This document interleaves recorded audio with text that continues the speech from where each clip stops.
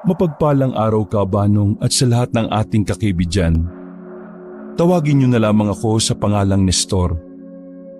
Ang kwentong ito ay ang apo ko ang nag-ayos at nagsulat para maipasa ko ang aking karanasan. Noong kalakasan ko pa, isa akong matinik at kinatatakutang albularyo sa probinsya ng Capiz. Marami ang lumalapit sa akin para magpagamot. Pero isa lang ang siyang nagpapahirap sa akin palagi. Yun ay ang mga nilalang na aswang. Maraming aswang sa Capiz. Alam naman ng lahat yan, lalo na ng mga taong doon talaga nakatira. May iba namang nagsasabi na doon na daw sila lumaki, ngunit hindi pa rin sila nakakakita ng aswang hanggang ngayon. Ang masasabi ko lang sa kanila, dapat ay ipagpasalamat nila na hindi pa sila nakakakita ng aswang. Dahil kung nakakita na sila ng aswang noon, baka hindi na nila tayo napapakinggan ngayon. Noon, talagang kahit saan ka magpunta, malaki ang tsansa na may aswang ka nang nakakaharap. Malakas ang pakiramdam ko kung may aswang ba sa paligid. Yun ang dahilan kung bakit ang daming aswang na kinatatakutan ako. Sa katunayan, pansamantalang nawala ang mga aswang noon nang dahil sa isang aswang na napatay ko. Wala pa ba mga halamang gamot na pinapakuha ko sa iyo kay paring Edgardo? Wala pa nga tay Ewan ko ba? Sabi ng mga taga roon, 2 araw na raw na hindi nakakabalik si Mang Edgardo sa bahay nila. Ano na kayo nangyari doon, no? Kilala ko yung si Edgardo. Bata pa lang kami, gala na ang taong yan. Baka nagpunta na naman niya sa kung saan-saan. Pupunta ng malayong lugar at uutang sa kung sino-sino tapos uuwi. Style niyang mangutang sa ibang tao na hindi niya kilala para hindi siya masingil. Talaga? Seryoso, tay? Kakaiba rin pala yan si Mang Edgardo, no? Hindi lang albularyo. Parang sindikato rin pala yan kung gumalaw. Ay nako, sinabi mo pa. Dati nga nangutang sa akin yan ng pera. Ang nangyari sa huli, ako pa nagbayad. Aba, paano nangyari yun? Siya may utang tapos ikaw pa nagbayad? Sinapak ko kasi yung mukha niya nung ayaw magbayad Ayun, basag ang nguso. Ako tuloy nagbayad para sa pagpapa-ospital ng loko. Ganun naman pala yun nangyari. Akala ko naman kung ano na. Tumayo ako sabay tapo ng tabako sa labas. Total, wala naman tayong mapapala kay parang Edgardo. Samahan mo na lang ako sa isa ko pang kakilala na albularyo. Hindi kasi tayo pwedeng papatay-patay ng galaw. Bukas, linggo, dagsana naman ang mga tao rito mula sa ibang mga lugar. Hanip ka talaga tay, no? Sobrang kilala ka na kahit sa ibang lugar. Anong hanip ako? Hanip ang Panginoon. Binigyan niya ako ng ganitong klaseng kakayahan. O sige na, iligpit mo na muna yung mga nasa lamesa. Pupunta tayo kay Francisco. Isinirado ng anak ko ang pintuan. Inakbayan ko pa siya na maglakad na kami. Si Junjun lang ang nag-iisa kong kasama sa buhay. Wala na akong asawa. Pero may mabuti at masipag akong anak. Si Junjun ang lagi kong kaagapay sa lahat. Siya ang kanang kamay ko. Kasama ko rin siya nang una kong mapatay ang isang aswang sa tulay. Pagkarating namin sa bahay ni Paring Francisco, naabutan namin siyang nakaratay sa higaan. Mas matanda sa akin si Francisco nung panahon na yon. Sa aming mga albularyo, siya ang tinuturing na kuya. Ako, 50 anyos pa lang nun. Siya, 80 na. Tulad ko, malakas pa rin. Kaya ang pinagtataka ko lang, bigla na lang siyang nagkasakit. O pare, ano nangyari sa'yo? Inablang ka yata ng sakit ngayon. Akala ko ba malalakas ang mga masasamang damo? Anong kailangan mo? Bakit ka ba nandito? Hiram sana muna ako ng mga halamang gamot Linggo na kasi bukas. Wala. Hindi ako nakakakuha. Ayos ka lang ba? Parang kakaiba yung ubo mo Ewan ko pa. Bigla na lang akong nagkasakit Mabuti pa dali na kita sa ospital kung gusto mo. Kilala ko ron. Makakadiskwento tayo sa bayad. Ay, wag na. Kilala mo ko. Hindi ako naniniwala sa medisina. Hayaan mo na lang ako rito. Kung pwede lang kitang gamutin, ginawa ko na. Sa aming mga albularyo, hindi mo pwedeng gamutin ang mga kapwa mo albularyo. Sa halip kasi nagagaling, mas lalong lalala. Wala na sa dati nating kinukuhaan. Kung gusto mo, doon ka sa kinukuhaan ko na isa pa, sa kabilang bundok. Marami ron. Maraming salamat pero sige, magpagaling ka muna pare. Nestor, ikaw ang pinakamabagis at matinik na albularyo sa atin ngayon. Nakikiusap ako sa iyo. Mag-ingat ka palagi. Ikaw lang ang pag-asa ng mga tao.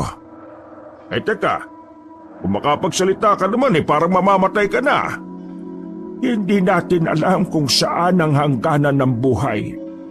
Huwag ka mag-alala. Mag-iingat ako pare. Tinapik ko siya sa balikat. Nagpaalam na rin kami sa kanya. Pakiramdam ko, Tay, hirap na hirap si Mang Francisco, no? Ayos lang kaya siya? Kakayanin niya yon. Nakibit balikat na lamang si Junjun. Bago maging tirik ang araw ay lumakad na rin kami. Isang bag lamang ang dala namin pero may 4 na sako sa loob. Malayo-layo ang lakarin namin patungong bundok. Ayos lang naman kahit 50 na ako. Malakas-lakas pa naman ang tuhod ko noon. Makalipas ang 4 na oras, nasa paanan pa lang kami ng kabilang bundok. Hingal na kagad si Junjun. Pa, pahinga muna tayo. Pagod na ako Walang ya. Sino ba matanda sa atin? Kabata-bata mo pa Ang bilis mo nang mapagod. Umupo kami sa gilid ng puno. Malakas ang hangin kaya kahit papaano ay nakakagaan sa pakiramdam. Habang nagpapahinga kami, meron kami nakitang mga bakas sa katawan ng mga puno. Mga bakas ng kalmot. Tiningnan ko yun ng maigi. Napagtanto ko na gawa yun ng isang mabangis na aswang. Tay, bakit po? May problema ba? May aswang sa bundok na ito, anak. Mag-iingat tayo. Nakita ko agad ang pagbabago ng reaksyon ni Junjun. Halatang kinabahan din siya. Huwag ka matakot. Kasama mo naman ako, ano ka ba? Hindi naman ako natatakot, Tay. Lalo na kapag kasama ko kayo. Ang inaalala ko lang paano kung pumunta pala sila sa baryo natin? Saan ba ako nakatira? Di ba sa baryo din natin? Bakit ka kakabahan? Basta.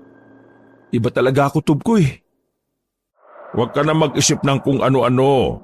Masyado mo lang binabahala ang sarili mo Bumalik na rin kami sa paglalakad. Naging maayos naman ang paglalakbay namin. Hapon na nang marating namin ang kapatagan, kung saan nakatanim ang mga pambihirang halamang gamot. Ayos pala dito, Tay. Buti, nakakarating si Mang Francisco sa layo nito, no? Alam mo anak, kami mga albularyo, kahit gaano kalayo, basta para sa panggagamot, kinakaya namin. Mahalaga sa amin ang buhay ng tao. Sandali kaming napatigil ng anak ko nang maramdaman kong may paparating. Nilapit ko si Junjun sa akin. Nakuha niya kagad ang mga senyas ko kaya marahan na rin niyang dinukot ang itak niya. Tay, aswang yun? Oo, kaya ihanda mo ng sarili mo. Nakadapa lang kami ni Junjun. Lagpas tuhod ang mga halaman. Sapat na para makapagtago kami. Mga ilang sandali lang, natanaw na namin ang isang lalaking payat. Matangkad, mahaba ang buhok at walang damit pang itaas. Kita mo yan? Mukha lang nagdodroga yan pero laman loob ng tao dinadali niya. Dito ka lang anak, haharapin ko lang. Sige, Tay, bugbugin mo. Tuwang-tuwa na naman si Junjun ng mga sandaling yon. Gusto niya talaga akong makita na nakikipaglaban sa mga kakaibang nilalang. Oy aswang na mukhang lamok! Na 10 taon lang hindi nakakasipsip ng dugo. Pag-usap nga tayong dalawa. Tumingin siya sa akin. Pulang-pula ang mga mata niya at naglalaway. Hindi siya nagsasalita. Para siyang baliw. Ano? Hindi mo ako kilala? Ako lang naman ang nag-iisang albularyo na iniiwasan ng lahat ng kauri mo. Wala pa ring tugon ng aswang sa akin. Kaya naman inilabas ko na rin ang pangmalakasan. Nang nakita niya yon, ay saka siya nagkaroon ng reaksyon. Bigla na lang niya akong tinakbo at nasa aktong lulundagan na ako nang ihagupit ko sa kanyang itako. Tinamaan siya sa bandang liig kaya agad naman siyang bumulagta. Mangisay-ngisay siya sa damuhan. Ang galing mo talaga, Tay! Anong magaling? Kailangan na nating umalis dito. Kahit magaling ako, hindi ko sila kakayanin kung sabay-sabay silang aatake. Kaya tara na! Wala kaming sinayang na oras ng anak ko. Dali-dali kaming umalis sa kabundukan na yon. 7:00 na ng gabi na makauwi kami sa bahay. Pagkalapag ko pa lang ng halamang gamot sa lamesa, isang balita na kaagad ang natanggap namin mula sa kapitbahay. Mang Nestor! Si Mang Francisco po! Sa hindi ko malamang dahilan, bigla na lamang akong kinabahan, Kaabanong. Huminga ako ng malalim at saka nagmadaling tinungo ang bahay ni Paring Francisco. Naroon ang ibang kapitbahay. Lahat ng mukha nila ay may bakas ng awa. Padaan! Padaan! Sandali! Nakita ko ang kapwa ko albularyo na nakahiga pa rin sa papag. Dilat ang mga mata. Pero nang hawakan ko ang palapulsuhan, ay wala na itong pulso. Tay, ano po? Wala na. Wala na si Paring Francisco. May lumabas na itim na insekto sa bibig ni Francisco. Lumipad yon palabas ng bintana. Sa bagay pa lang na yon, alam ko nang hindi pangkaraniwan ang pagkamatay niya. May nangyari na hindi ko alam. Aling Maribet, total kayo ang nakakakilala sa mga anak niya. Makikisuyo lang sa kanila para ipaalam ang nangyari sa tatay nila. Tumango sa akin si Aling Maribet. Lumabas na rin kami ni Junjun doon. Malalim na paghinga na lamang ang nagawa ko. Siguradong maraming tao ang malulungkot sa pagkawala ni Francisco. Bukod kasi sa akin, kilala rin siya sa baryo. Tay, iisa ba tayo nang iniisip? Hindi siya namatay sa sakit. Pinatay siya ng aswang. Sinasabi ko na nga ba eh. Mga aswang lang naman ang nakikita kong gumawa nito. Gumaganti na sila sa pagpatay ko sa kasamahan nila noon. Anong balak niya, Tay? Ano pa ba? Di hahanapin ko silang lahat. Sumilay ang nakakalokong ngiti sa akin. Pero binawi ko rin kaagad kasi naalala ko, patay nga pala si Paring Francisco. Muwi na muna tayo sa bahay. Magpahinga muna. Bukas na bukas, aalis tayo. Pupuntahan ko si Edgardo. Baka nakauwi na. Kailangan niyang malaman ang nangyari kay Francisco. Kinabukasan, hindi nga ako nagkamali ng hinala. Mabilis na kumalat sa buong baryo ang nangyari kay Paring Francisco. Pero buti na lang, wala pa ni isa sa kanila ang naghihinala na aswang ang dumali kay pare. Hindi muna nila pwedeng malaman kung sino ang pumatay kay Francisco. Kailangan maging kampante ang mga aswang na walang alam ang lahat.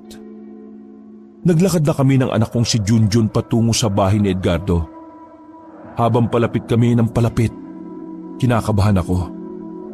May mga nakakasulubong kasi kaming tao na parang nababahala. Binilisan namin ang lakad namin. Pagdating namin doon, naabutan namin ang mga tao sa tapat ng bakuran. Ganun na ganun ang eksena sa bakuran ni Francisco. Hindi ko tuloy maiwasan noon na mabahala. Pero mas lalo akong nababahala nang marinig ko na isa sa mga tsismosa May lumabas daw na itim na insekto na lumipad mula sa bibig ni Edgardo. Tabi! Tumibig kayo! Hinawi ko sila at pumasok ako sa bahay. Wala na rin pulso si Edgardo. Napalunok na lamang ako ng laway sa sunod-sunod na pagkamatay ng mga kumpare kong albularyo. Sigurado na ako noon na mga aswang ang tumoda sa kanila. Lintik na mga aswang yan Iniisa-isa mga albularyo Ilang sandali lang ay nagdatingan na rin ang mga kamag-anak ni Edgardo. Napatabi na lang kami sa gilid. Iyakan sila ng iyakan. Habang nangyayari yon, isang kahina-hinalang lalaki ang nakita at napansin ko sa labas ng bakuran. Nakipagsiksikan ako sa mga tao at hinanap ko ang lalaki. Nakita ko siya na naglalakad na palayo. Hindi ko na siya hinabol pa. Alam ko naman na isa siyang aswang. Hindi naman ako natakot. Sa katunayan, mas nasasabik pa ako. Dahil sa wakas, maghahanap na naman ako ng mga aswang na papatayin. Tay, bakit? Aswang ang isang yon. Bakit hindi natin nabulin? Hayaan mo. Wala rin naman siyang balak lumaban Nagmamadali kaming umuwi sa bahay. Nilabas ko ang mga gamit ko mula pa sa baul. Matagal ko nang hindi nagagamit ang mga yon. Napapangiti na lang ako. Hindi ko inakala na darating ulit ang oras na kailangan kong iparamdam sa kanila kung gaano ako kabangis. Ewan ko lang kung hindi umiyak yung mga siraulong aswang na yan. Katana? Saan galing yan, Tay? Galing ito kay Mr. Hamura Akuragi. Sino yun? Isang hapon na nakausap ko dati nung nagpunta ako sa Maynila. Ang katana na ito ay ginagamit niya na pamatay ng mga kakaibang nilalang sa bansa nila. Mukhang maangas din yan Pero bakit nasa iyo yan, Tay? Tigok na si Mr. Hamura Akuragi. Babaero kasi. 3 babae pinagsabay-sabay, di uminom pa ng yung pampalaki ng are. Laban tawag doon? Bisagra. Tay, hindi bisagra. Ikaw naman bisagra sa pintuan yun Basta. Natigok ang hapon na yon dahil sa sobrang sarap. Inatake sa puso, ayun. Nakita niya na si Lord. Natawa pa ang anak ko.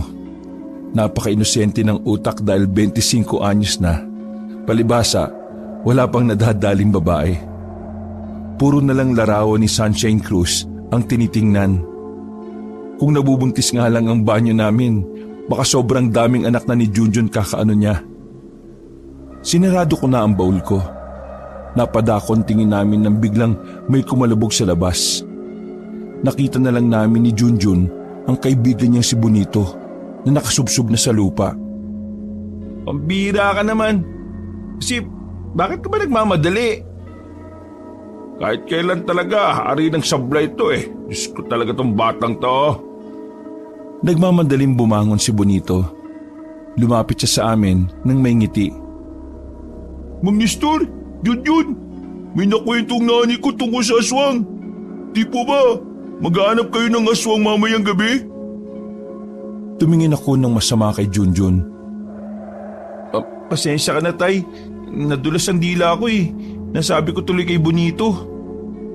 Ay nako, wala na akong magagawa. Basta Bonito, huwag ka lang munang maingay at baka mataranta mga tao Ay, siya nga pala. Ano pala yung kwento na sinasabi mo? Sabi ni Mama, parang may katrabaho daw siyang aswang Tuwing uwian daw kasi nila sa gabi, bigla-bigla na lang daw nawawala. Tapos, parang amoy malansa. Yun lang. Tapos, pinaginalaan ka agad na aswang? Hindi pa tapos no. Teka muna, kukwento pa ako Yung isang kasama nila Mama, buntis. Tingin daw ng tingin yung babaeng pinaginalaan nilang aswang. Tapos, sumasakit palagi yung tiyan ng buntis. Palagay ko, aswang talaga yun Bonito, kapag yung sinasabi mo ay walang katotohanan, ikaw ang totodasin ko. Paano kapag totoo? Ikaw po tutudasin ko. Ba't sira ulo ka, tatay ko yan, oh.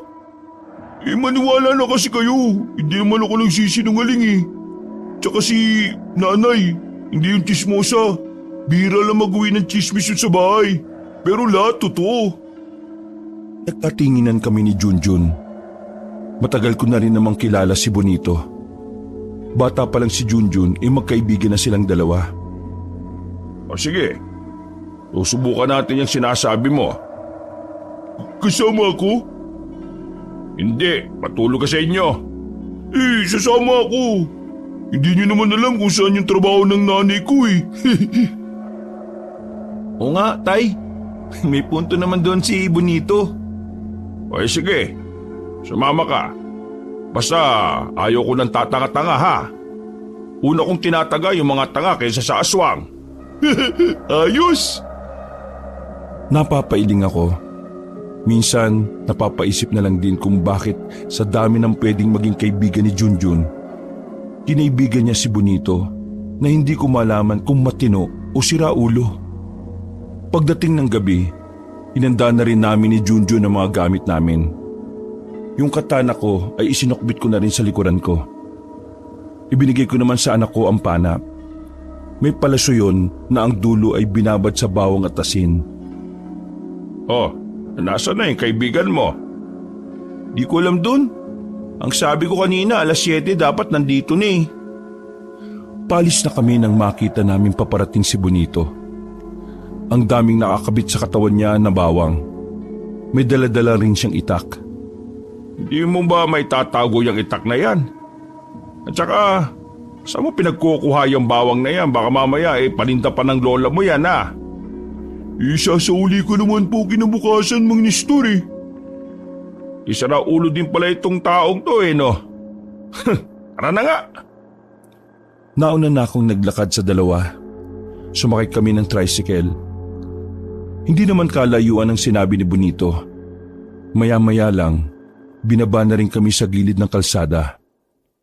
Madilim at matataas ang punong naroon. Ang bukod tanging may liwanag doon ay ang factory sa hindi kalayuan. Ayun na yung factory.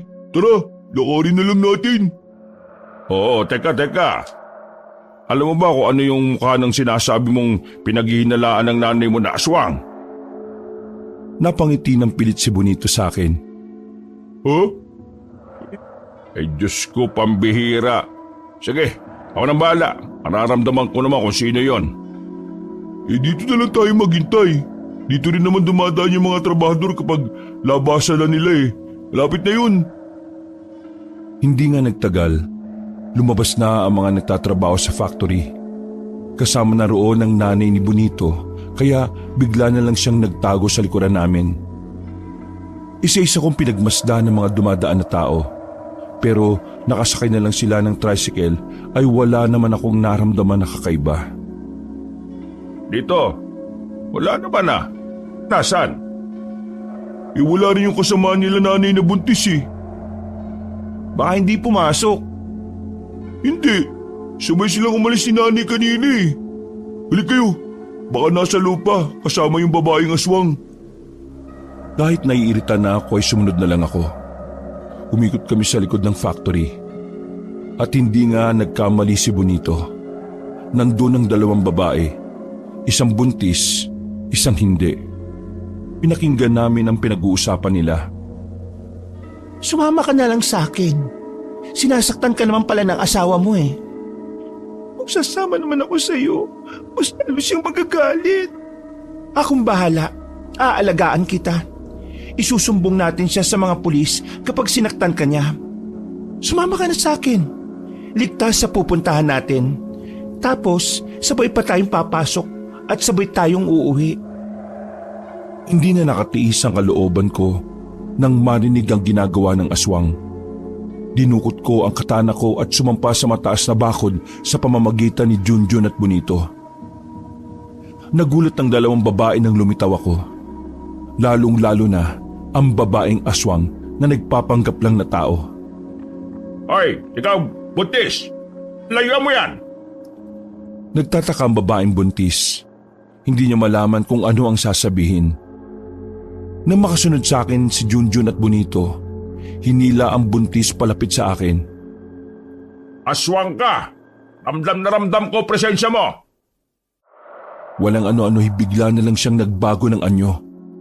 Tatakas pa sana siya nang bigla ko siyang habulin at tagain. Natamaan ko siya sa hita. Tumumba ang babaeng aswang. Nilapitan ko siya at tinutukan sa leeg. Hindi kita papatayin kung sasabihin mo kung saan nagkukuta mga kauri mo. Tumawa lang ng tumawa ang babaeng aswang. Naubos agad ang pasensya ko kaya hinagupit ko siya sa leeg. Gumulong ang ulo niya at napatakip na lamang ng mga mata ang buntis. Ikaw, umuwi ka sa magulang mo kung sinasaktan ka ng asawa mo. Hindi yung sasama ka na lang sa kung sino-sino. Takot na naglakad paalis ang babae. Agad din naman kaming sumampa sa pader dahil baka maabutan kami ng mga gwardya. Malas, hindi kinanta kung nasan yung mga kasama niya. Paano po kakanta? Pinatay niyo kagad eh. Ayoko nang tinatawanan ako eh. Isa pa, ramdam ko na wala siyang balak na ilaglag yung mga kasama niya. Huwag ko lang talaga silang makitang lahat dahil uubusin ko sila. Napadukot na lang ako ng tabako sabay sindi. Buwi ka na sa inyo, Bonito. Tapos na papel mo rito. Maghanap pa kami ng ibang aswang. Sasama pa. Huwag ka nang makulit. Uwi na. Tinutok ko sa kanya ang katana na hawak ko. Parang kulang na lang ay iihi siya sa salawal. Uy, Tay, kalma. Hindi yan aswang, no? Sige na. Buwi ka na. Baka mapahama ka pa rito. Parang batang takot na naglakad paalis si Bonito. Kailangan ba talagang ganunin si Bonito, Tay? Kailangan. Para hindi na siya magpumilit.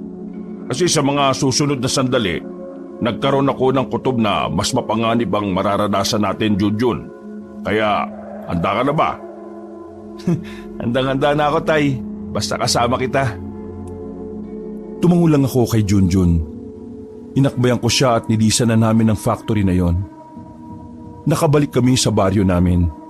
Pero pinasok na namin ng anak ko ang kagubatan. Madilim ang nadadaanan namin. Wala kaming ginamit na pampaliwanag. Para kung sakaling may aswang, hindi agad nila nalaman na may tao. Dumaan kami sa ilog. Malakas ang agos kaya todo ingat kami ni Junjun.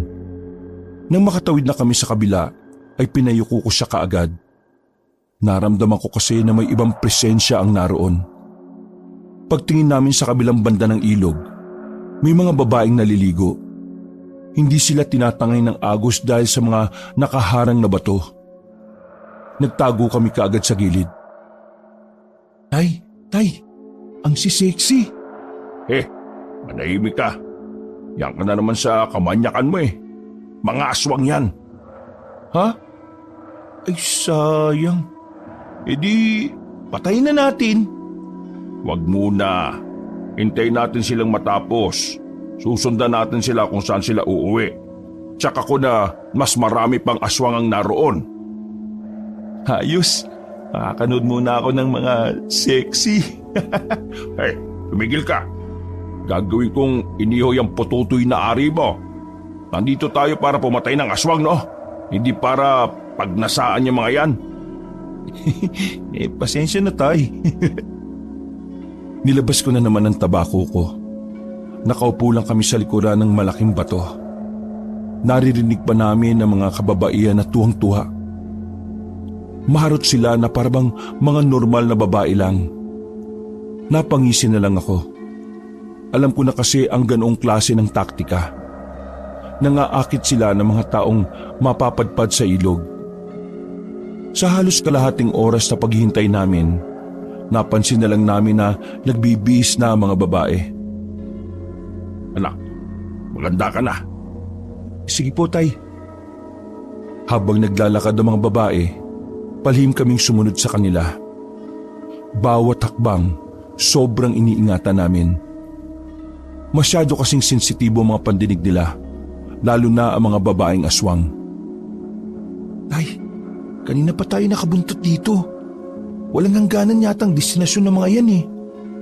Maging pasensyoso lang tayo. Maya-maya, makakarating rin tayo sa kanila. Dumaan pa ang ilang minuto.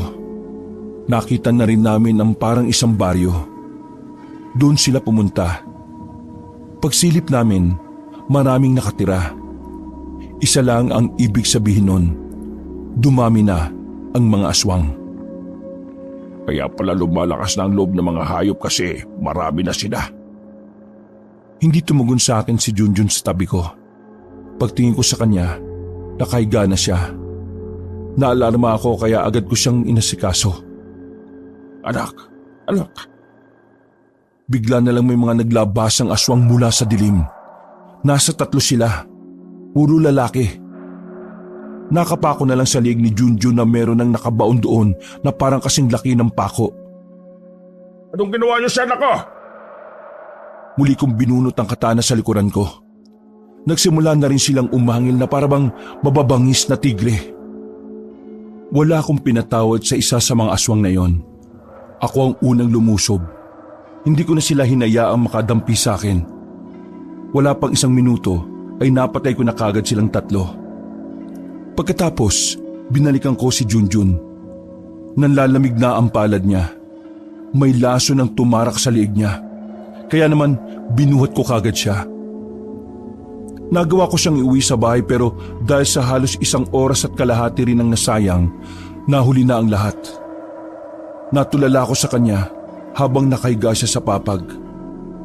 Para lang siyang natutulog. Pero alam ko sa sarili ko na nung mga sandaling yun, wala na ang anak ko. Sobrang sakit ang pagkawala sa akin ni Junjun. Noong mga panahon na yon, sinisisi ko ang sarili ko. Kung hindi ko na lang sana isinama si Junjun sa bawat lakad ko, hindi niya yun sasapitin. Inabot ako ng umaga kakatitig lang sa kanya, Kabanong. May ilang mga tao na nga rin ang nakakakita dahil malawak ang pinto namin. Maya-maya lang, biglang dumating si Bonito. Halatang kagigising lang niya dahil sa laway na natuyo sa labi at sa masagana niyang muta. Junjun! Anong nangyari kay Junjun? Mang Nestor! Junjun! Nilapitan niya si Junjun. Napahagulgol ng iyak si Bonito nang malaman na ang kanyang matalik na kaibigan ay wala na. Tahimik lang ako sa gilid. Pero hindi ko may kakaila ang sakit na makikita rin sa mga mata ko. Mang Nestor! Bakit? Ano nangyari sa kanya? Ayos ba si Junjun nung pinauwi niyo ako? Inuga-uga niya pa si Junjun sa pagbabaka sakaling dumilat pa. Pero hindi na. Natigilan lang siya nang makita ang butas sa liig na pinagtanggalan ko ng parang pako. Mang Nestor, sabi mo nga sa akin, aswang ba ang dahilan kung bakit ganito sinapit ng kaibigan ko? Hindi na ako nagsalita at tinanguan ko na lang siya. Nakita ko ang nabuong galit kay Bonito dahil sa mga nakasarado niyang kamao. Huwag ka mag-alala, Junjun. Ipag-iiganti kita. Pangako yan. Lumabas si Bonito ng bahay na puno ng galit. Saka lamang ako napahagulgol ng mga sandaling yon. Anak, tawarin mo ako. Di kita naprotektahan. Patawad kong napakawalang kwenta kong ama. Kabanong, mula nang mawala sa akin si Junjun, nasira ang lahat ng plano ko sa buhay. Lalo na ang pagpuksa sa mga aswang. Nalulung ako sa alak. Walang araw na hindi ko nilunod ang sarili ko sa alak. Sa halos 1 buwan na wala ang anak ko, ang tanging kasama ko lang ay alak. Una, si paring Francisco. Pangalawa, si paring Edgardo. Sino ang susunod? Wala na. Wala na kasing nagmamahal sa akin eh. Dadamputin ko pa sana ang isang bote ng alak nang biglang may umagaw nun. Pagtingin ko ay si Bonito na naman pala. Ano ba ang problema mo? Agaw ka ng agaw ng alak. Wala ka bang pambili, ha? Tama na po yan. Makakasama po sa kalusugan nyo. At kailan ka pa naging doktor? Tao ka? Sino ka ba? Bakit ka nakikialam? Hindi po gusto ni Junjun na pinapabayaan yung sarili nyo. Huwag ka nga magsalita ng parang parte ka ng pamilya namin. Ano naman kung laklak ako na ito ng laklak? Anak ba kita? Huwag mo nga akong pakialaman. Pwede ba? Huwag ka nga makasariling matanda ka. Napanganga ako noong marinig ko yun. Pakiramdam ko ay binastos niya ako kaya ako nagalit. Sinaulo ka pala eh. Anong karapatan mo? Hindi lang naman ikaw ang nawalan ah. Ako rin. Nawalan din ako ng isang kaibigan. Pero ako, lumalaban. Ikaw sumusuko. Napakamakasarili mo. Sa halip na gumawa ka ng paraan para mabigyan ng hustisya ang kamatayan ni Junjun, ganyan ka, naglalasing, nagpapaawa sa sarili. Huwag ka magsalita na parang pareho tayo ng nararamdaman. Kaibigan ka lang. Ako, ama. Mas masakit sa akin ang pagkawala niya. Hindi naman ito tungkol kung sino ang mas nahihirapan o nasasaktan eh. Tungkol ito sa kung paano natin ibabangon ang mga sarili natin para sa kanya. Tingin mo ba may mangyayari kung ganyan ka lang? Tingin mo ba tutuwa si Junjun kapag nalaman niya na ganyan ka? Marami ng tao na biktima ng mga aswang sa loob ng isang buwan lang. Marami na nagsisialisa na residente dahil sa takot. Tapos ikaw, walang pakialam sa paligid. Nasaan ang pinakamabagis at maangas na albularyo ng Capiz? Wala na! Ano? Ganyan ka na lang ba, Mang Nestor? Natameme ako sa lahat ng mga sinabi niya. Hindi ko alam pero dahil doon, para akong natauhan kabanong. Naramdaman ko na lang na tumutulo na naman ang luha ko. Nestor, may usap po. Bumalik na kayo sa dati. Kailangan kayo ng baryo. Kung talagang mahal niyo si Junjun, magtutulungan tayo para makamit ang hustisya at ang kapayapaan sa lugar na ito. Hindi ko alam. Hindi ko na alam ang gagawin ko. Buhat nang mawala si Junjun, Pakiramdam ko wala na akong kwentang ama at albularyo. Napatigil ako sa pagsasalita nang bigla akong tumaob sa kinauupuan ko. Naramdaman ko na lang na sumakit na ang bandang panga ko. Sinuntok pala ako ni Junjun. Sa laki ng kamao niya, solido talaga ang naramdaman ko. Bakit mo ako sinuntok, Bonito? para magising ka sa katotohanan. Ano, gusto mo isa pa? Para magising ka na talaga? Sandali. Tumigil ka muna. Ano? Ayop ka. Masakit eh. Nakadikit na ako sa dingding noon. Nabawasan din ang tama ko. Pagtingin ko kay Bonito, ibang-iba na ang aura niya. Hindi na siya yung dating mukhang isip bata. Marahil, binago siya ng mga nangyari kamakailan lang. Lalo na ang pagkawala ni Junjun. Mahabang katahimikan ang naghari noon ng mga sandaling yun. Pero muli yung binasag ni Bonito ang katahimikan. Mang Nestor, tandaan mo, mas makukonsensya ka kapag may kaya kang gawin, pero mas pinili mong walang gawin. Iniwan ako ni Bonito sa magulo naming bahay. Natulala na lang ako. Dahil sa kakaiyak, hindi ko na namalaya na nakatulog na pala ako. Nagising na lang ako sa mga sigawan na naririnig ko sa labas. Pagsilip ko sa bintana, may bitbit na bangkay ang mga residente. Narinig ko sa mga kamag-anakan na nag-iiyakan, winakwak daw ng aswang ang lalaking yon. Kahit mahilo-hilo pa, lumabas ako sa bahay. Sinundan ko ang mga tao at dinala yon sa isang bahay. Puro iyakan lang ang natirinig ko. Hindi ko na namalayan na nasa likuran ko na pala si Bonito. Sa loob ng isang buwan, parang naging normal na lang na may inuuwing ganyan dito kada gabi o kada araw. Nakikita mo ba ang mga kabahayan na yon, Mang Nestor? Wala nang nakatira dyan. Umalis sila rito dahil sa panganib na baka sila na ang mabiktima. Mang Nestor, para tayong nasa gera na walang general. Tinatanggap na lang ng sistema na mamatayan dahil walang direksyon ng buhay ng lahat. Sabihin mo, ganito na ba ang epekto ng mawala ako? Opo, Mang Nestor. Kaya kung hindi ka magtitino, araw-araw at gabi-gabi mong makikita at maririnig ang mga ganyan. Kakayanin mo bang mabuhay sa lugar na unti-unti nang namamatay? Nagsarado ang kamao ko, Kabanong. Nagsimula kong manghinayang sa mga araw na sinayang ko. Dahil kay Bonito, muling bumukas ang isipan ko. Kasalanan ko ang lahat ng ito. Hindi pwedeng ganito.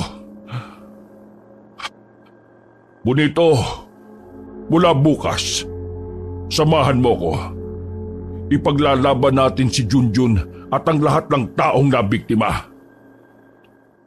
Yan ang gusto ko sa inyo, Mang Nestor eh. Yan ang Mang Nestor na nakilala ko. Palaban. Ngayon, gusto ko makita uli ang maangas at mabagsik na albularyo ng Kapis. Nagmamadali akong bumalik sa bahay. Hinalungkot ko sa ilalim ng papag ang tinago kong katana. May bahid pa nang natuyong dugo yun mula sa mga aswang na pinagtatataga ko. Anak, pangako, magbabalik na ang dating Nestor. Isa pa, ayoko nang masuntok ng kaibigan mo. At sakit eh. Hanggang ngayon eh, ay sakit pa rin, no? Nasa likuran ko na si Bonito nang isukbit ko ulit sa likod ko ang katana. Handa na po ba kayo ulit, Mang Nestor? Kung handa na kayo, iisa-isay na natin sila. May alam ako mga bahay nila. Napag-aralan ko sa loob ng isang buwan kung nasan sila mga nakatira. May isang baryo ba sila? Hindi. Nagkawatak-watak sila. May ilang grupo kasi ng magsasaka na lumusob doon. Pero sa kasamaang palad, namatay din silang lahat. Kaya mula noon, nagsialisa ng mga aswang doon sa baryong yun. Pero huwag ka mag-alala, Mang Nestor. Gumawa ko ng paraan para malaman kung saan sila nakatira ngayon. Teka, marunong ka na bang makipaglaban sa mga aswang? Ang pagkawala ni Junjun ang nagtulak sa akin para mag-aral lumaban.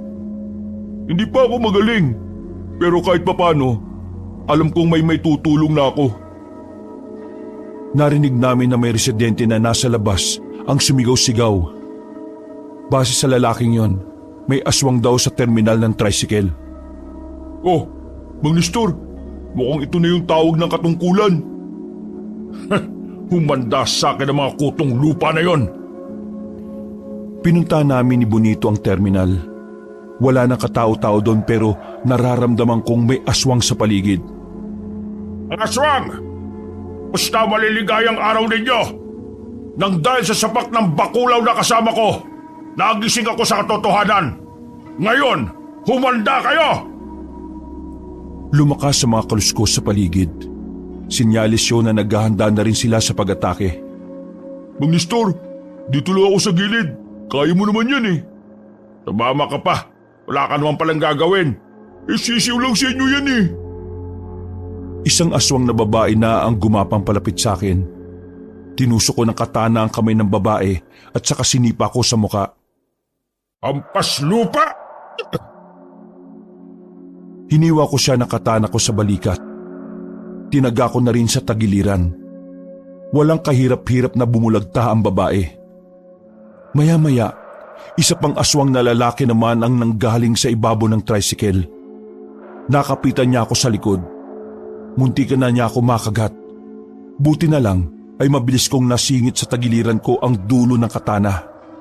Tinamaan ng aswang sa tiyan kaya nabitiwan niya ako. Amoy sukang paumbong ang hininga mo, lintik ka! Tinaga ko ang aswang na yon sa braso. Sinunod ko naman ang hita. Nang bumagsak na siya sa sahig, tinuluyan ko na siya sa leeg. Dahil sa ginawa ko, nagkaroon ng pagdadalawang isip ang ibang aswang na sana ay aatake rin. Pakisabi sa iba niyo mga kasama, buhay na ulit ang mabangis na albularyo!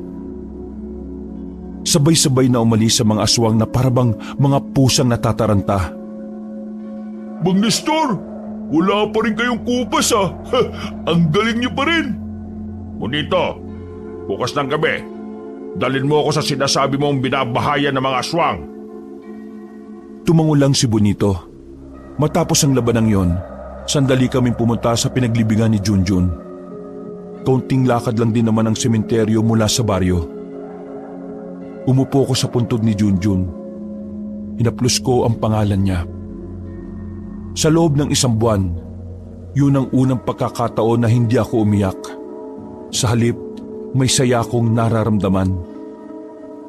Anak, pasensya ka na kung tagalan ng pagbabalik ko ha. Pero huwag ka mag-alala. Ipagpapatuloy ko yung nasimulan natin. Junjun, Tol, sinapa ko nga pala yung tatay mo ha. Sakit ng panga niya Pakiramdam ko na iba yung forma ng pangakunak eh. Buwisit talaga tong kaibigan mo. Ngayon matino na ulit ang tatay mo. Mabibigyan na rin namin ng hustisya ang kamatayan mo, Tol. Hintay ka lang dyan ha. Anak, pangako, hindi masasayang lahat ng pinaghirapan natin. Maibabalik natin ang kapayapaan sa baryong ito. Pangako ko yan sa'yo. Humangin ng malakas at parabang nakikiramay din sa amin ang panahon. Bigla na lang kasing umulan ng malakas. Bago pa may makaamoy na impakto sa amin sa sementeryo, umalis na rin kami doon. O paano? Dito na ako.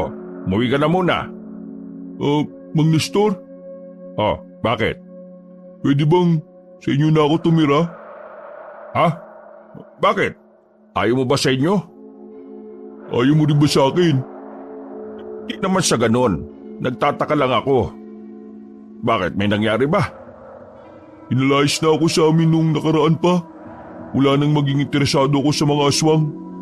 Pinapili ako ni nanay at tatay eh. Pinili ko kung saan ako sasaya. At yun ay ang makamit ang hustisya para kay Junjun. Hindi mo naman kailangan talikuran ng pamilya mo, Bonito. Pero yun ang gusto nilang mangyari eh. Ang mawala ako sa pamilya namin. Matagal na nila ako pinapalis kasi wala daw akong silbi. Kaya heto, gusto ko na lang makatulong sa nakakarami. O edi tara, sa bahay ka na. Baka maiyak ka pa eh. Magmula ngayon, tayo na magkapamilya. Oh? Talaga, Mang Nestor? Ayaw mo yata eh. Kahit na papaano ay naging magaan ang pakiramdam ko nung oras na yon. Pakiramdam ko, kasama ko pa rin ang anak ko. Sa mga nakalipas na araw, mas naging maganda ang pagsasama namin ni Bonito. Lalo na nang isa-isa na naming natutuntun ang bahay ng mga aswang. Marami-rami na rin akong napaslang na aswang. Wala akong pinapatawad. Wala akong pinipiling edad. Basta banta sa kalikasan ng mga tao, pinapaslang ko. Walang pagdadalawang isip. Nestor, yun na yung isa sa mga bahay na naman ko dati. Pang-5 na yan. Malayo pa lang eh, ramdam ko na kagad ang presensya nila. O sige, alerto ka, Bonito. Tutudasin natin ang mga yan ng walang pahirap-hirap. Ano pa nga ba? Nauna akong tumayo at umalis sa pinagtataguan namin. Tamang masid muna si Bonito bago siya sumunod sa akin.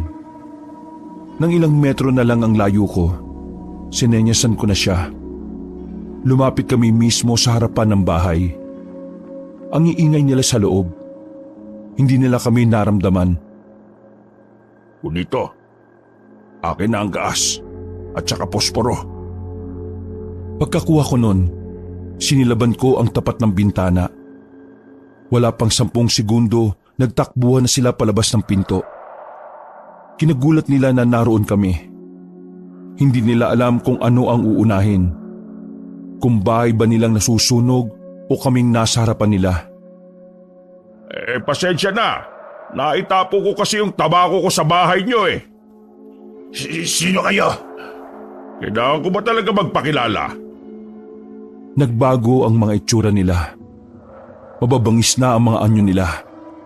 Naglalaway at nag-uuslian ng mga matatalim na ngipin.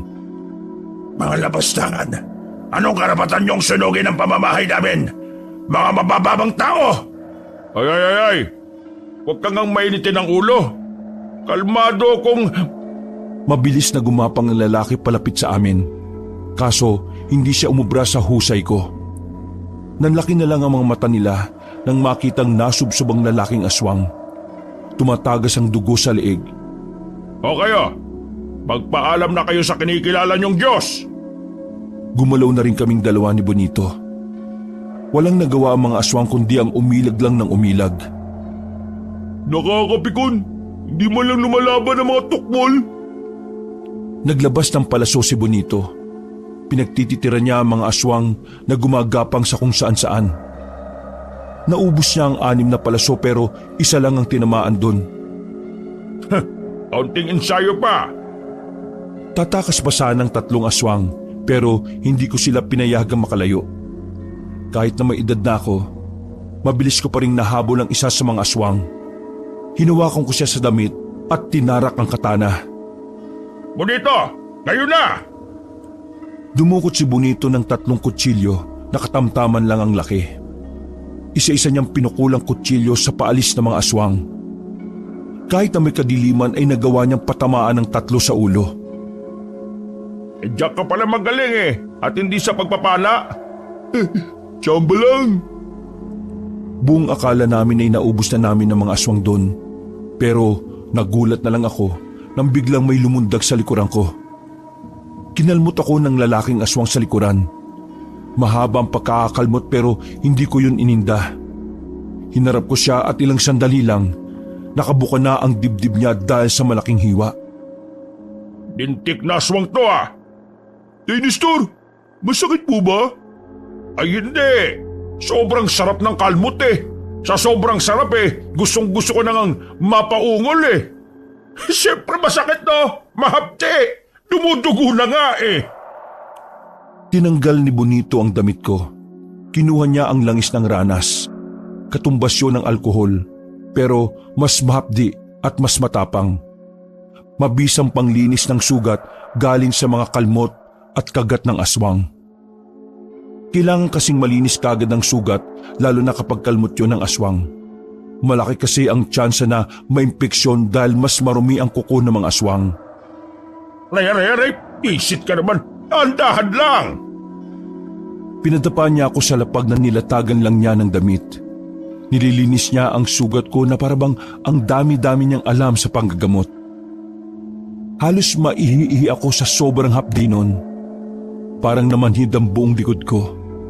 Pero kalaunan din naman ay nawala ng kaunti ang kirot. Tiklop pala kayo sa mahapding sugat eh. Huwag kang maingay. Baka may makarinig na aswang dito. Kapag nalaman nilang may sugat na malala ang isang manunugis o albularyo, sasamantahin nila yon. Gusto bang mamatay ako? Depende. Ay, biro lang. Mabuti pa, tumayo ka na. Umuwi na muna tayo. Tinulungan niya ako makabangon. Napatingin na lang ako sa mga aswang na nakabulagta. Sayang. Kung nabubuhay sana si Junjun, siguradong tuwang-tuwa yun na makita itong mga nakahandusay na aswang. Dalawa sana kaming alalay mo. Inakay na ako ni Bonito.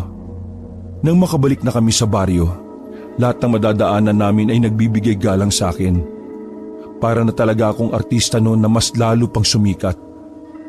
Mula kasi nang tugisin ko ang mga aswang, nanumbalik na rin ang moral ng mga residente. Hindi na sila gaanong natatakot sa tuwing lalabas sila ng bahay dahil alam nila na naroroon ako na poprotekta sa kanila. Hanggang sa makapasok na kami sa bahay ay may mga nagbabanggit pa rin ang pangalan ko. Tay Nestor, isang bahay na lang ang alam kong natitira na tinitira ng mga aswang. Sa palagay ko, kakaunti na lang din ng mga aswang na nandun eh. Huwag tayo magpakampante. Alam mo, yung mga nahuhuli, yun talaga yung nagdadala ng problema minsan sa laban eh.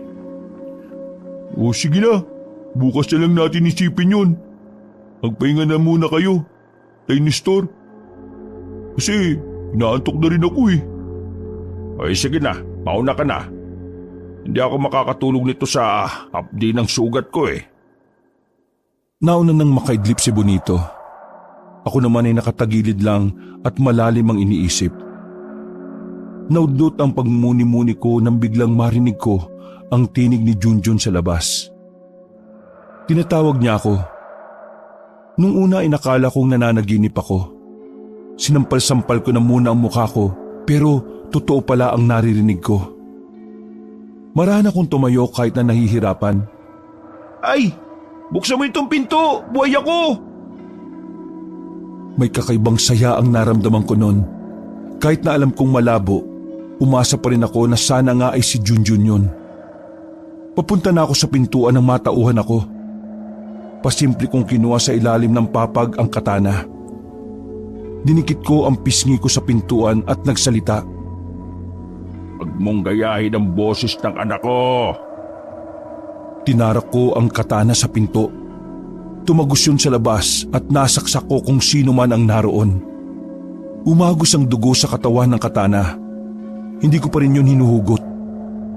Kung nanahimik ka lang sana di sana hindi ka namatay ngayon. Sumilip ako sa bintana. Nakita ko sa labas ang isang lalaki na nakadikit ang katawan sa pintuan namin. Hinayaan ko lang yung kahit naririnig ko ang paghihingalo niya. Bumalik ako sa higaan na parang wala lang nangyari. Hindi ko na namalayan na nakatulog na pala ako. Kinabukasan ng 6:00, nabulabog ako dahil sa malakas na sigaw ni Bonito. Nakabangon ako at sandali ko nakalimutan na may sugat ako sa likuran. Taknan tokwa, ano ba't bakit ka nagsisigaw dyan? Ano tong nasa pinto? Nagtatanong ka pa. Nakita mo ng katana di ba? Ang bihira naman. May pinatay ka na naman ba kagabi nang wala akong kalamalam? Masarap na ang tulog mo eh. Kaya hindi na kita ginising. Yang napatay kong aswang na yan, may kakayahan siyang makapanggaya ng boses. Buti na lang hindi ako nauto. Bumuntong hiningan na lang si Bonito. Pinagtulungan naming alisin ang bangkay ng aswang sa pintuan. Inilagay namin sa drum at sinunog yon. Bonito, bumili ka nga ng tsaa kay Aling Paring. Bili ka na rin ng pandesal kay Tatang Dorito. Umalis si Bonito at wala pa itong damit pang itaas. Naiwan ako nakatulala sa drum na nagliliyab. 10 minuto lang ay nakabalik na si Bonito. Dala na niya ang mga pinabili ko. Tay Nestor, may nakausap akong Ali. Kilala ka niya, hinahanap ka niya eh. Ali? Anong sabi mo? Sabi ko wala ka. Naisip ko kasi na baka magpapagamot. Di ba wala ka sa wisyo manggamot ngayon? Typical na customer lang. Pero weirdo eh. Parang kilalang kilala ka niya. Ano bang itsura? Parang kasing tanda mo rin. Puti na rin konti yung buhok. Tapos ang sabi niya, matagal na raw kayong hindi nagkikita. Napaayos ako ng upo. Hindi ba aswang yan? Mukha namang hindi. Wala akong maamoy sa kanya bukod sa mapanghisi. Tingin ko, kilala mo yun. Nako. Baka nagpapanggap lang na customer pero isa pala sa mga inutangan ko. Natawa na lang si Bonito sa akin. Pero ang totoo, may kakaiba akong nararamdaman. Lumipas sa maghapon at naghanda na rin kaming dalawa ni Bonito. Yun na ang huli naming lakad para puksain ng mga natitirang aswang. O Bonito, ito na ang huli. Pagkatapos nito gusto ko ayusin mo ulit ang sarili mo, ha? Ayusin? Magtrabaho ka para sa sarili mo. Huwag mo masyadong ikulong ang sarili mo sa ganitong gawain. Kailangan mo ring magkapamilya. Sumang-ayon naman si Bonito sa sinabi ko. Nakita ko ang biglang pagbabago ng reaksyon niya. Kita sa mukha niya ang lungkot dahil sa ginawang pagtakwil sa kanya ng kanyang pamilya. Bago kami umalis ng bahay, dumaan muna kami saglit sa puntod ni Junjun. Nagtaka kami dahil mayroong bagong bulaklak na nakalagay doon. Napasuyod tuloy kami ng tingin. Wala naman kasing ibang pwedeng maglagay ng bulaklak doon kundi kami lang ni Bonito. Tay Nestor, sariwa pa yung bulaklak oh. Ibig sabihin kalalagay lang nito. May isa pang tao na nagmamahal kay Junjun. Pero wala akong ideya kung sino yon. Hindi kaya may kasintahan si Junjun pero hindi lang natin alam? Kilala ko si Junjun. Lahat ng natitipuan niya sinasabi niya sa akin. Hindi siya naglilihim pagdating sa mga ganong bagay, no? Hindi mo rin masasabi, Tay Nestor. Alam mo naman na may pagkamanak yung anak niyong yun eh. Ay nako, kung sino man siya, sana tulad natin matanggap na rin niya ang pagkawala ni Junjun. Ay teka, mukhang kailangan na nating umalis. Kakagat ng dilim oh. Lumakad na rin kaming dalawa ni Bonito. Malayo-layo ang lalakbayin namin sa gabing yon dahil sa kabilang bundok pa ang huling bahay na pupuntahan namin. Yung bundok na pupuntahan natin, yun yung bundok na sana'y aakitin namin ni Junjun noon. Pero hindi kami tumuloy noon dahil naramdaman kong maraming aswang dun eh. Ngayon, malaki pa rin ang tsansa na bukod dun sa huling bahay, may mga aswang pa rin gumagala sa bundok na yon. Kung ganun kailangan pala natin mas mag-ingat. Mismo. Teka, pairam nga ng posporo. Binigay niya sa akin ng posporo at sinindihan ko naman ang tabako ko. Wala pa kami sa paanan ng bundok ay may mga nagpaparamdam ng aswang. Binagalan namin ang lakad namin. Makailang beses kaming tumingala. Nakita namin ang isang taong may malapad na pakpak. Pabalik-balik lang siya sa ere. Para bang alam niya na rin na naroon kami noong mga oras na yon. Kakaibang aswang to Hindi to gaya ng mga aswang na nakakalaban natin. Teka, paano kakaiba? Sabi ni paring Francisco dati, may mga aswang na galing Guimaras na nagpunta rito. Ang mga aswang na yun hindi pa tukoy ang uri. Yan, parang tik-tik lang naman yun Tik-tik nga, pero hindi natin alam kung ano pa yung isa niyang uri. Malalaman natin kapag nakaharap na natin siya. Umalis na Lumipad na palayo ang aswang. Tumayo na rin kami ni Bonito at sinundan namin kung saan siya pupunta. Kaso wala pang ilang minuto na wala na siya sa paningin namin. Kinutuban na ako kaya hindi na namin ipinagpatuloy ang pagsunod. Nanatili lang muna kami sa kinalalagyan namin. Bonito, hilag! Hinawi ko si Bonito nang makita naming nasa likod umatake ang aswang na may pakpak. Walang iya, ang bilis niyang makarating dito Ano, ayos ka lang ba? Oo, ayos lang po ako. Huwag niyo ko intindihin. Pesting aswang yan Pinulat ako. Humanda sa akin ngayon yan. Dinukot ko na kagad ang katana sa likuran ko at winasiwas. Lumabas ka dyan! Parang walang bayag At tago-tago ka pa. Kung tunay na mabangis ka, may lumaba ka ng patas. Maya-maya lamang ay mabilis na pumunta sa likuran ko. Hinawakan ako sa damit at binalibag ako sa mga makakapal na ugat ng puno. Duwag! Buwisit! Iniinis ka lang niya, Tay Nestor. Kaya kumalma ka lang. Kailangan nating umalis dito. Lugi tayo sa dilim Umanap tayo ng wala masyadong puno para sa liwanag ng buwan. Mabilis kaming tumakbo paalis.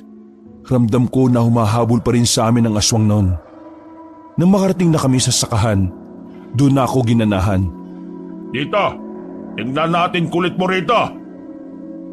Maigpit ang hawak ko sa katana.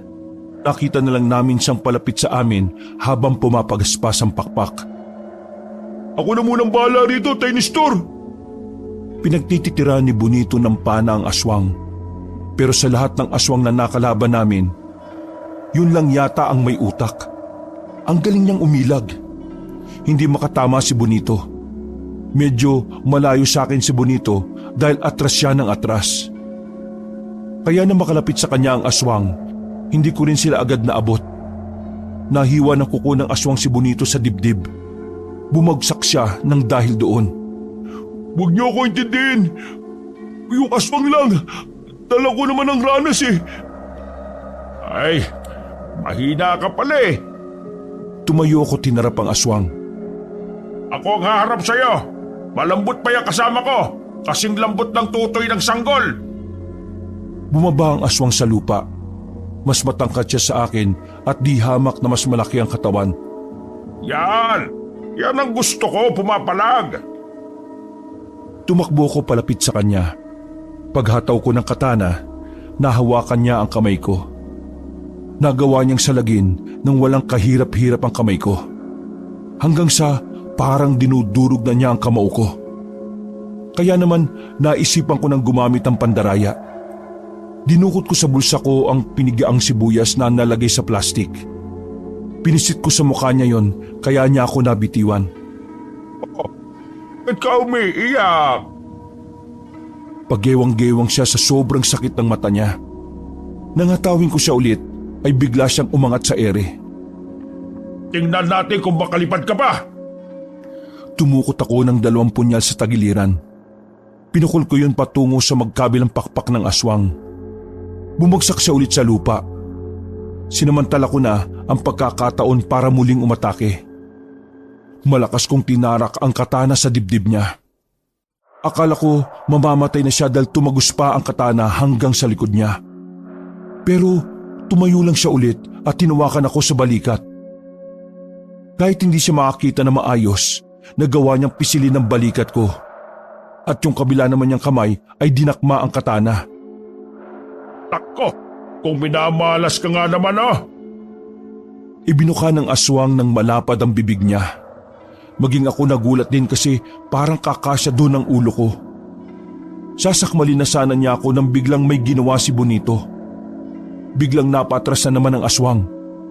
Pagtingin ko kay Bonito ay patawa-tawa pa siya.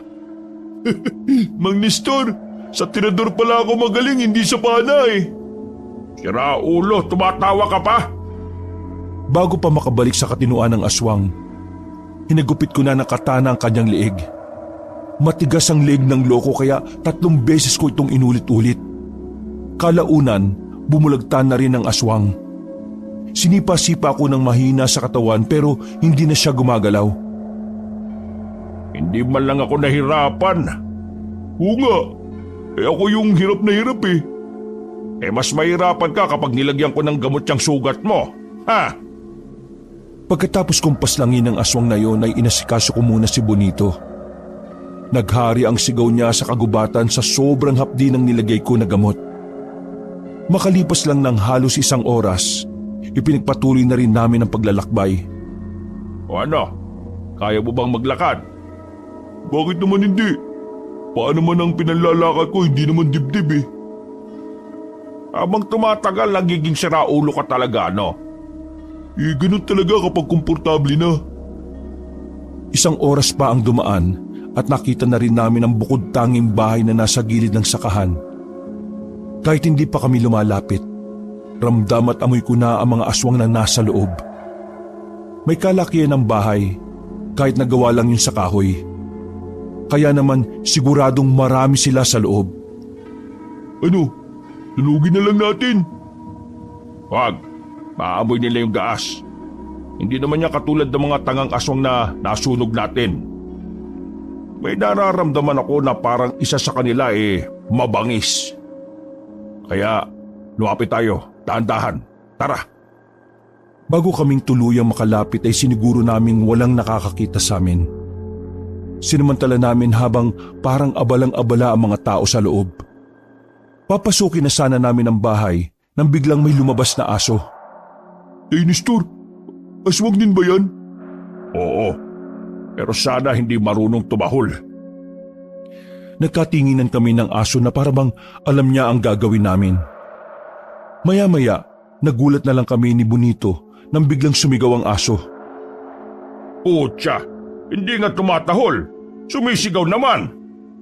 Paano nakapagsalita yun? Pambihira oh. May mga aswang na kayang magsalita kahit na nakaanyong hayop sila. Naalarma ang mga nasa loob. Nagsilabasan sila at halos lahat sila ay puro babae.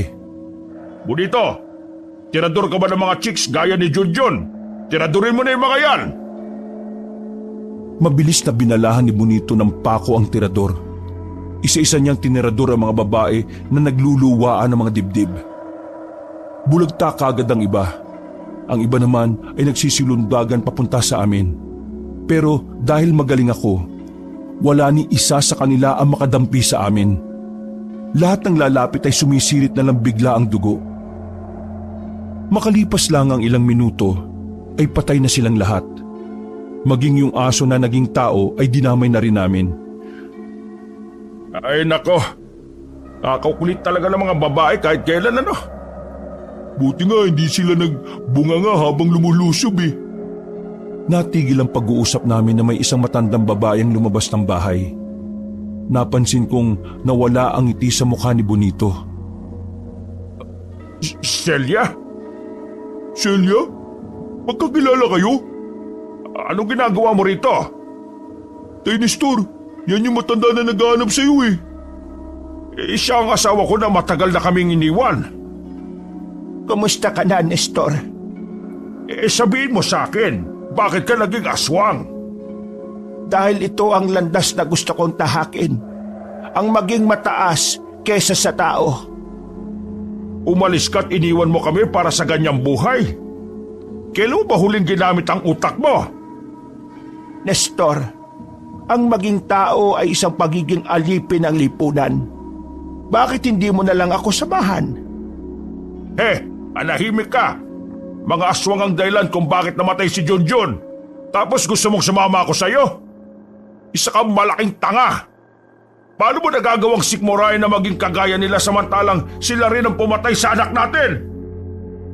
Kapalaran ni Junjun nang mawala sa mundo. Ganon ang kapalaran ng mga tao. Ang maging mababa kesa sa mga aswang. Ikaw, Nestor, ang dahilan kung bakit siya nawala. Hindi ang mga aswang. Kaya masasabi kong tama lang na maaga siyang nawala. Kesa naman gamitin mo siya laban sa akin balang araw. Napakawalang hiya mo talaga, Celia. Walang konsensya. Napakasama mo. Pagbabayaran mo ang pag-iwan mo para dyan sa gusto mo. Papatunayan ko sa iyo na kamatayan ang dulo ng kapalaran na tinahak mo. Nasa akto nga atake na ako nang may pahabol pa siyang sinabi. Mahal pa rin kita. Natigilan ako nang marinig ko yun. Mahal pa rin kita, Nestor. Marahil nakalimutan ko na ang maging mabuti. Pero ang pagmamahal ko sa iyo ay nandito pa rin. Ngayong nakita na kita, ay nagkaroon ako ng bagong pag-asa na mabuhay ulit. Tay Nestor, huwag ka makinig dyan. Tandaan mo, mas magaling manloko ang mga babae lalo na kung hindi naman maganda. Manahimik ka! Sino ka ba para lasunin ang puso't isip ng asawa ko? Nestor, halika. Magsama tayong dalawa. Alam kong matagal ng pangarap ni Junjun na makumpleto tayo. Dahan-dahan akong lumapit sa kanya at ibinaba ko ang aking katana. Uy, Tay Nestor! Gumising ka! Nililinlang ka niya! Diyos ko naman oh! Ang dami nating inilaban tapos maiilab ka lang ulit sa kulubot na yan! Hindi ko pinakinggan si Bonito. Hinarap ko si Celia. Nakangiti siya, tinawakan pa ang pisngi ko. Patawad kung nasira ang pamilya natin. Pero muli tayong magsama. Bubuo tayo ulit ng pamilya. Manahimik ka! Menopause ka na, paano ka magkakaanak? Pamilya-pamilya ka pa dyan.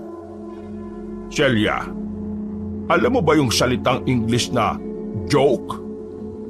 Ha? Anong joke? Nagulat na lang siya sa ginawa ko. Tinara ko kagad ang katana sa kanya at tinaga siya sa leeg. Tumumba siya kaagad habang sumusuka ng dugo. Traidor ka! Ramdam ko masamang balak mo kaya hindi mo ako maiisan, ano? Alam ko rin na mas malakas ka sa akin. Kaya kailangan kitang traidorin. Tay Nestor, ang galing mong umarte ah. Napasakay mo ako dun. Pwede ka maging artista. Ang role mo, tanga-tangahan.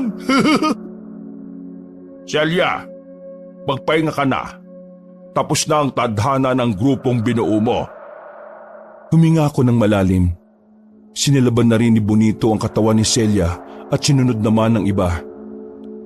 Tara na, Bonito. Ngayon, tayo na ang tunay na magkapamilya. Inakbayan ko si Bonito at nilisan na rin namin ang lugar na yon. Naubos namin ng mga aswang kaya muling nanumbalik ang kapayapaan sa buong Capiz. Wala na kaming nabalitaan na may aswang doon. Makalipas ang maraming taon ay sa Maynila na kami nanirahan ni Bonito. Dito na rin siya nagkapamilya. Nagkaanak siya ng 7 at isa sa mga anak niya ang tumulong sa akin para maisagawa ang mahabang liham na ito. Sa aking karanasan, Kabanong, masasabi kong hindi nga talaga permanente ang maraming bagay sa mundo. Lahat nawawala pagdating ng panahon. Pero ang mahalaga, kahit mawala man sila, nakatatak pa rin sila sa ating puso't isipan. Kaya hanggang ngayon, buhay na buhay pa rin sa alaala ko ang aking anak na si Junjun. Wakas,